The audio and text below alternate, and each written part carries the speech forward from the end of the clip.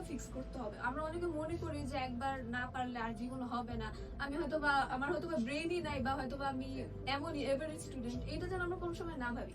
আমি ম্যাথের ক্ষেত্রে আগে 70 আপ পাইতাম, বাট কোন সময় 90 আপ অনেক রেয়ার পাইতাম।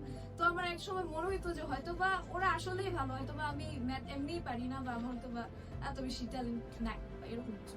তারপরে আমি একটা জিনিস রিয়েলাইজ করলাম যে যদি আমি চেষ্টা করতে থাকি, তারপর আমি দেখলাম আস্তে আস্তে 80 হলো, এবং এই বার্ষিকে আমার 95 আপ মার্ক ছিল ম্যাথে। তো এটাই আমি বলতে চাই যে যদি তোমরা চেষ্টা করো বা একটা জিনিস করতে লেগে থাকো, তাহলে অবশ্যই তোমরা সেই জিনিসটা হচ্ছে অ্যাচিভ করতে পারবে। এবং একবার না পারলে আমরা যেন হাল ছেড়ে না দিই, আমরা বারবার যেন মানে আমরা যেন বোর্ড না হয়ে যাই, বা আমরা যাতে না ভাবি যে এটা আমার দ্বারা হবে না। আমাদেরকে বারবার চেষ্টা করতে হবে, তাহলেই একমাত্র আমরা ভালো করতে পারবো।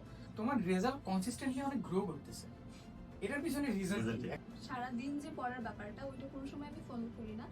আমরা যাতে ক্লাসে অ্যাটেন্টিভ থাকি, সেটা 10 এর ক্লাস হতে পারে, সেটা স্কুলের ক্লাস হতে পারে। আমার নিজের ক্ষেত্রে আমি আমার 50% পড়া হচ্ছে স্কুলে অ্যাটেন্টিভ থাকার মাধ্যমে, বা 10 এর স্কুলে ক্লাসগুলোতে অ্যাটেন্টিভ থাকার মাধ্যমে হচ্ছে শেষ করেছি। মানে যেগুলোতে আমার সমস্যা বেশি সেগুলো আমি বারবার দেখতাম, একবার না বুঝলে দুইবার দেখতাম, দুইবার না বুঝলে তিনবার দেখতাম।